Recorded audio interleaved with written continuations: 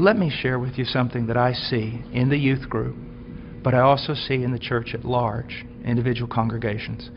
Because we have dumbed down the gospel, because we're not preaching the true gospel, and we are using carnal means to attract people. If you use carnal means to attract men, you're going to attract carnal men. And you're going to have to keep using greater carnal means to keep them in the church. So what has happened is this. We have these large churches filled with many unconverted carnal people.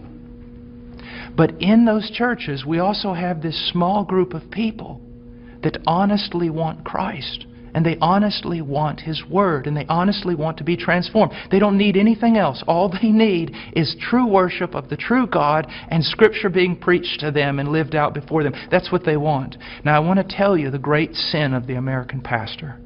And this has got me in a lot of trouble, but it's true.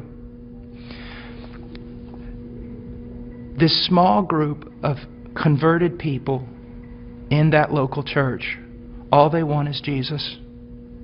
And all they want to do is the right thing. They want purity, they want truth, they want Christ. But the pastor, in order to keep this larger group of unconverted people, he caters to them. So while he is feeding these carnal men and women with carnal things, he is letting the sheep of God starve to death, and he is going to stand before God one day in judgment.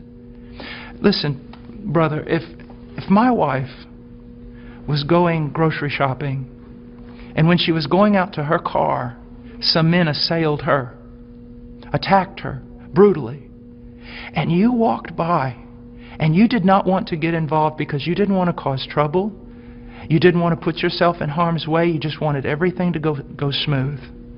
After all that was done, I would look for those men to deal with them. But I want you to know this, I'd look for you too. Because you had a chance to stand for my wife, my bride. And out of self-preservation or wrong ideas, you did not do it. You're just as much responsible as those men who attacked her. And that's what's happening all throughout America with pastors.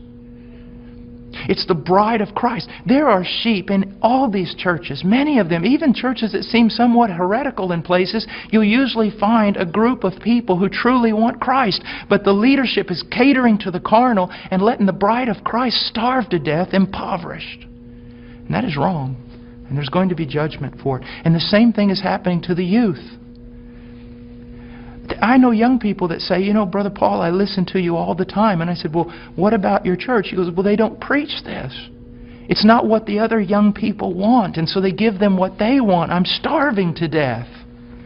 A little child of God, it would be better than a millstone be tied around your neck than you cause this little one to stumble.